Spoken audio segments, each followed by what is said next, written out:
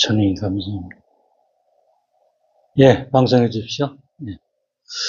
이제 오늘은 416쪽 거기서부터 이제 내보살이 나오지 않았습니까? 네. 우리 사홍서원에 있는 보살들 넷입니다.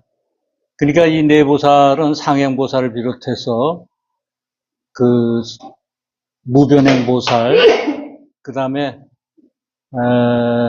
정행보살, 그 다음에 알리팽보살, 이 내보살은 이제 모든 이 15품이요, 종지용출품이 이제 부처님의 신통력에 의해서 대중들이 다 공중에 있어요, 지금. 공중에 있는데, 그 많은 보살들 중에 이 내보살이 이제 지도자가 돼가지고, 창도자가 돼가지고, 이제 부처님하고 이제 여쭤보는 이제 그런 게 있거든요. 그런데 이 내보살은 보살 중에 이제 우두머리라 그러지만은 사실은 우리로서는 어떻게 해석을 해야 되느냐면 내보살이 임무, 보살들의 임무가 우리들이 불교를 부처님의 가르침을 대하는 태도 내지 그 마음가짐 그걸 얘기해 주고 있습니다. 그래서 이거는 굉장히 이제 중요해요. 그래서 다시 한번 이제 지난번에 말씀드렸지만 이걸 다시 한번 이제 말씀드리려고 요 페이지부터 다시 하는 것입니다. 지난번 나눠드린 프린트물에 이제 있지 않습니까? 상행보살은 불도 무상서원성, 그러니까 불도를 다 이루으리다. 무변행보살은 법문 무량서원학, 법문을 다 배우리다. 정행보살은 본내 무진서원단, 본내를 다 끊으리다. 그 다음에 알리팽보살은 중생 무변서원도, 건널도입니다. 중생을 다 건지오리다. 이게 이제 사홍서원인데, 이거는 대승의 가르침으로 들어가기 위한 부처님의 경지에 도달하기 위한 조건이에요. 따지고 보면은, 대승에서 이 법화경이 이제 소승에 머물러 있는 대중들을, 제자를 비롯한 대중들을 대승으로 옮기는 거 아니겠어요? 각품이 그런 말씀을 계속 하세요. 여기도 그런 말씀을 이제 또 한 번 강조하세요. 여기서도 아주 적나라하게 딱 집어서 소승은 안 된다. 이런 말씀을 또 하시거든요. 이제 그래서 우리가 이제 대승으로 들어가기 위한, 그러니까 대승에 머물러야 부처가 된다는 겁니다. 소승은 그냥 성문 연각 보살은 부처의 그림자도 못 따라간다는 거예요. 대승이 돼야 이제 부처가 된다는 거죠.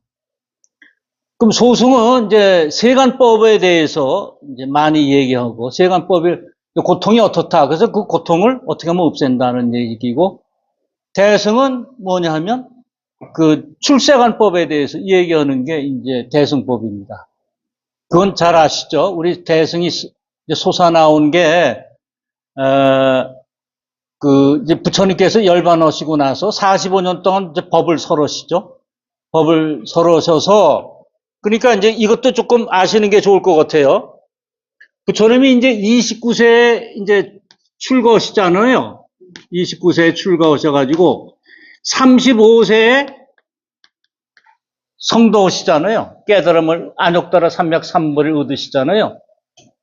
그리고 80세에 열반에 드시잖아요. 요 사이가 45년이에요. 그 45년 법을 설하세요. 45년 법을 설하시는데, 법화경을 언제부터 하냐면은 72세부터 법화경을 설하세요.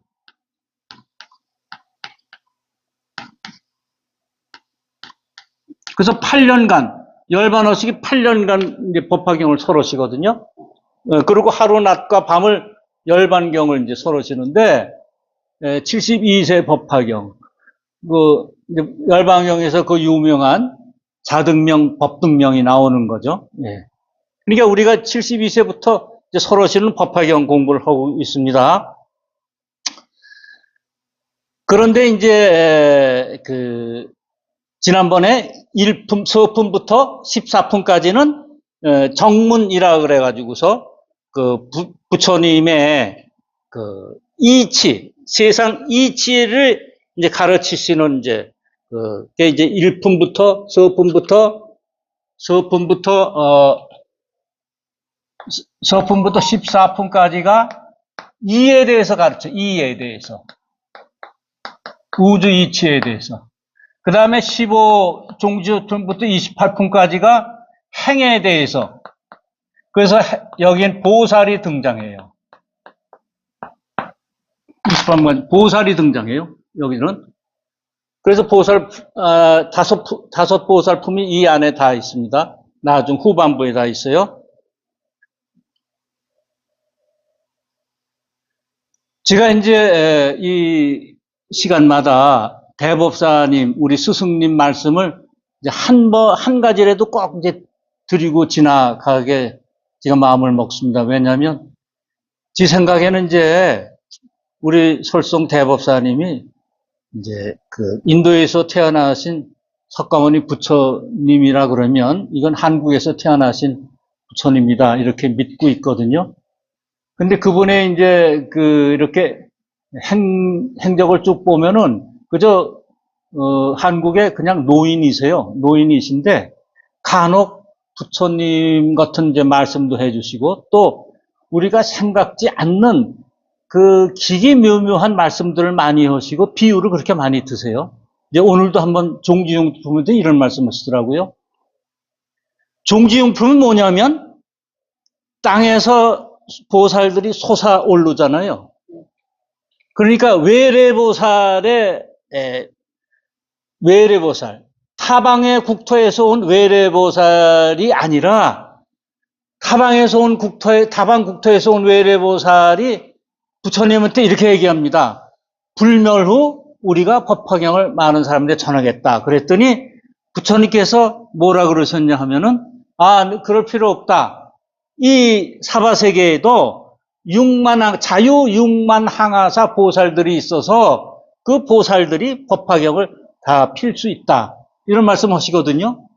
그 자유 육만 항하사가 우리 자신이죠. 우리 자신.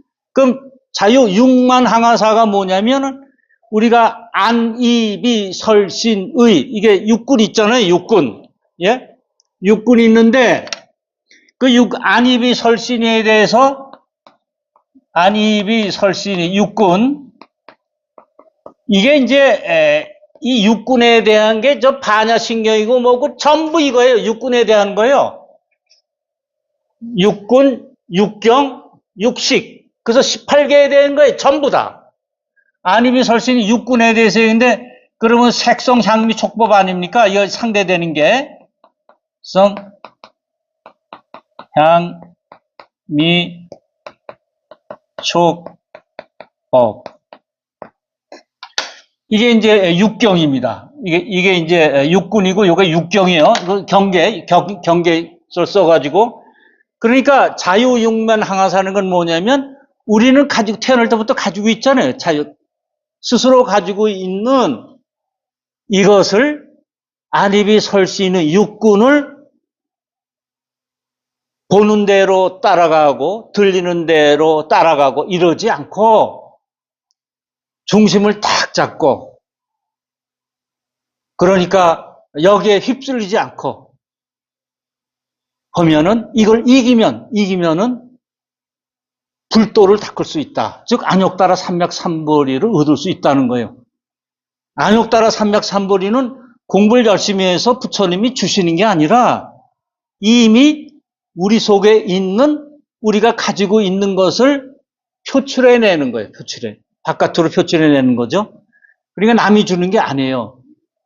그래서 이런 말씀 하시더라고요. 그러니까 종지용출은 살아가면서 종지용출, 스스로 용출이 솟아오르는 뭐가 있어야 돼요. 그래야 우리가 살면서도 이 법화경 공부를 해서, 법화경 공부하면 뭡니까? 내 생활은 생활대로 하고 법화경 공부만 하면 이게 연결이 안 되잖아요. 근데 법화경의 가르침은 어떠냐면 우주 이치는 이렇다. 그러니까 네 생활에도 이걸 적용해라는데 이 종지용출품은 뭘 우리한테 시사해 주느냐면 네가 그렇게 훌륭한 걸 가지고 있으니까 나 밖에서 구하지 말고 네 안에서 스스로 찾아라. 그걸 종지용출에 넣는 거예요. 그러니까 10년, 20년 동안 아무리 열심히 노력하고 공부하고 열심히 일해도 그냥 제자리에 있는 사람이 많습니다. 한번 가정부로 출발하면 20년 지나도 마찬가지로 뭐 파출부나 가정부 하든지 또 그 막노동 일 하는 사람은 10년, 20년을 지나도 그냥 깨우침이 없으면 20년 지나도 마찬가지거든요. 종지용출품은 그러니까 한번 솟아라 하는 거예요. 네 마음에서 솟아라. 어떻게 보면은 다시 태어나라 그 말씀이죠. 대부사님께서 이런 말씀하시더라고요. 이제 세종대왕이 이제 오랫동안 이제 정치를 하시다가 갑자기 연로에서 병환이 나시니까 그 밑에 이제 문종이 이제 대를 잇게 됩니다. 그런데 이제 문종은 굉장히 좀 이렇게 수려하고 그 공부도 열심히 하고 한글 창제에 문종왕이 굉장히 크게 기여했다 그래요. 그래서 이제 인정을 받았다 그럽니다. 근데 몸이 약해서 2년 동안 이렇게 몸이 약했어요. 그래서 2년 2개월 하고 이제 이제 세조한테 이렇게 물러나잖아요. 그런데 그 세종대왕이 돌아가시면서 충신들, 대신들한테 부탁을 해요. 아, 우리 문종을 잘 보살펴 주게. 그러니까 이제 그 사육신, 생육신 다 있겠죠. 이제 그분들한테, 대신들한테 부탁을 하고 돌아가세요. 그러니까 이제 문종이 받아서 왕이 되는데 2년밖에 못해요. 37세인가 35세인가 돌아가세요. 젊어서 돌아가세요. 그래가지고 이제 세조한테 이걸 했잖아요. 스님이 이런 말씀하세요. 문종은 왜 2년밖에 못했나? 그거는 외래보살들한테 힘을 의지했다. 그 대신들한테. 종지용출, 문종왕 자신의 속에서 나오는 게 없었다 이겁니다. 그러니까 왕 노릇을 제대로 못했다. 우리도 마찬가지예요. 내가 속에서 솟아나오는 게 없으면 그냥 그렇게 살다가 그냥 하는 건데 한번 솟아나오는 게 있어야 돼요. 그래야 내가 발전하고 이렇게 튀어오른단 말입니다. 그럼 어떻게 해서 솟아오느냐? 그게 이제 인연법이에요. 인연을 만나야 솟아오를 수 있어요. 우리가 이제 이제 현대화하는 과정에 우리나라도 보면은 이제 박 대통령이 있었고 이제 이병철 씨가 계셨고 정주훈 씨가 있었잖아요. 그분들도 조그만 이런 하늘이 준 이제 부자였어요. 여러 가지 물건을 만들고 팔고 그렇지만은 그때 인연이 맞았어. 우리나라가 발전이 되는 대통령을 만났고 인연이 만나가지고 이제 아주 큰 재벌이 되죠. 우리도 개인도 마찬가지입니다. 그래서 이제 종지용출이 굉장히 우리 생활에 중요하다는 겁니다. 여기 이제 세존이시여 병이 없으시고 416쪽 보세요. 병이 없으시고 시끄러움이 없으시며 안락한 행을 하시나이까 제도를 받을 이들이 교화를 잘 받나이까 세존을 피롭게 하지는 않나이까 이거를 지가 잘 이해를 못했어요. 왜 세존한테 부처님께 중생들 교화하는데 어려움이 없으십니까? 또 중생들 잘 교화를 받아들이십니까? 이거 얘기하는 거 아닙니까? 근데 부처님은 모든 거를 다 이렇게 완벽히 하신 분인데 왜 이런 걸 여쭤봤나? 그랬더니 이거는 뭘 얘기하느냐면 사바세계 중생들 교화하는 거는 굉장히 힘들다는 우리들 교화하기는 굉장히 힘들다는 거예요. 그러니까 부처님께 여쭤보는 거예요. 사바세계 중생들 왜 육군에 끄달려 있어가지고서 그저 우리 좋다 나쁘다 가르기만 하고 분별하고 항상 그런 생각의 감옥에 갇혀 있거든요. 그래서 이제 여쭤보는 거예요. 그때 대보살이 개성을 말하였다. 세종께서 안락하시오며 병 없고 시끄러움 없나이까 중생들 교화하시기에 피곤하지 않으시나이까 또 모든 중생들 교화를 쉽게 받나이까 세존으로 하여금 피롭게 하지 않나이까 이때 세존은 보살 대중 가운데서 이렇게 말씀하였다. 그러하다 선남자들아, 열애는 안락하고 병 없고 시끄럽지 않으며 중생도 제도하기 쉬워 필요하지 아니하니라. 왜냐하면 이거 중요합니다. 이 중생들은 세세생생에 항상 나의 교화를 받았고 과거의 여러 부처님께도 공양하고 존중하며 모든 선건을 심었느니라. 그러니까 왜 쉬우냐? 교화하기가 왜 쉬우냐 하면 세세생생의 교화를 받았다 그랬어요. 그럼 세세생생이라는 건 뭐예요? 본래부터라는 거예요. 본래부터. 본래부터 이 중생들은 부처였다. 이 부처. 근데 저희들이 중생이라고 지금 자꾸 생각하고 있는데 원래 부처였다. 그러니까 교화하기가 쉽다. 교화. 그러니까 중생의 마음을 먹고 우리 그 제대로 보면은 내가 항상 중생이다. 나는 부처가 아니다. 부처는 어떻게 될 수 있어? 그건 몇 사람이나 되고 수행에 아주 절정에 오른 사람이나 되겠지 하는 마음, 중생의 마음을 가지고 있으면 절대로 제도받지 못합니다. 극락세계에 갈 수 없어요. 그런데 우리 마음가짐이 나는 부처야. 부처이기 때문에 언제든지 부처가 될 거야. 지금 될 수도 있고 나중에 될 수도 있고 부처야. 난 원래 부처였어. 이제 구름만 거치면 돼. 태양을 밝게 비치는 해가 내 안에 있어. 이러면은 교화받기가 쉬워요. 그러니까 내가 부처라 그래야 부처가 되는 교화받기가 쉽지. 내가 중생이라 그러는데 무슨 교화받기가 쉽습니까? 그건 어렵죠. 굉장히 힘들죠. 그래서 부처의 마음을 갖고 있으면 인생 사는 게 여유로워요. 넉넉하고. 그리고 구름에 달 가듯 여유가 있습니다. 근데 중생의 마음을 갖고 있으면 항상 불안해. 겁이 나고. 아, 내가 죽으면 어쩌지? 내일 내가 병이 나면 어쩌지? 난 죽으면 어디로 가는 거야? 지가 부처인데 중생은 아, 내가 몇 살에 어떻게 애들은 어떻게 되지? 이거 큰일 났다. 내가 이제 앞으로 우리 평균 연령이 뭐 83세, 5세 그러면 내가 한 5년밖에 안 남았는데 3년밖에 안 남았는데 생사에 끄달리면은 중생이죠. 그러니까 우리는 항상 나는 부처야 라는 마음을 갖고 있어야 됩니다.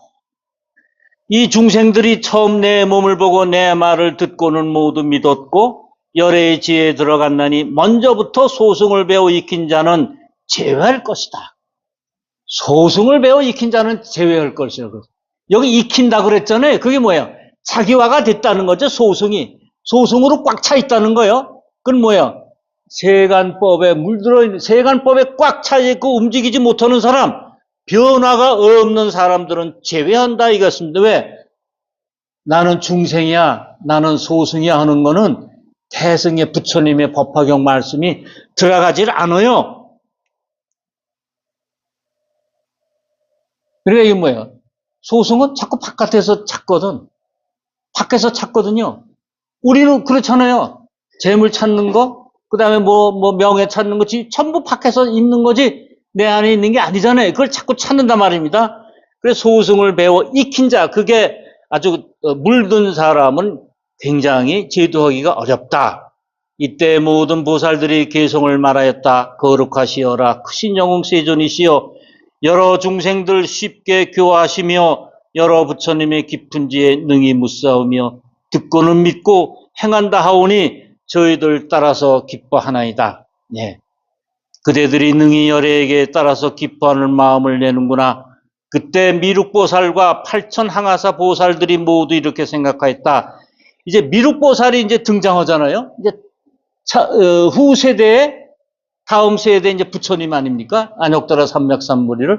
근데 미륵보살은 그 미륵보살의 이름이 이제 호가 아일다네, 아일다. 여기 아일다라고 이제 먼저 품들에서 많이 나와요. 근데 그 미륵보살의 이름은 뭐예요?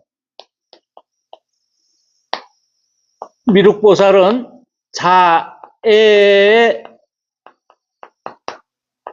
이게 미륵보살이에요. 자애 보살이에요. 그 사랑의 보살이에요.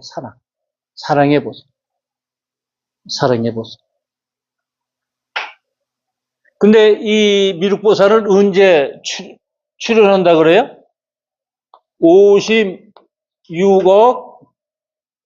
7천만 년 후에 출현한다 그러잖아요. 그럼 56억 7천만 년 후에 미륵보살이 나오는 거와 우리는 상관이 없죠. 예? 근데 이건 뭔가, 이 경에서 이 몇 년, 이 숫자 나오는 거 상징적인 거 비유 아니에요? 이 56억 7천만 년. 즉, 오욕을 띄고, 육군을 청정하게 하고, 칠식. 그러면은,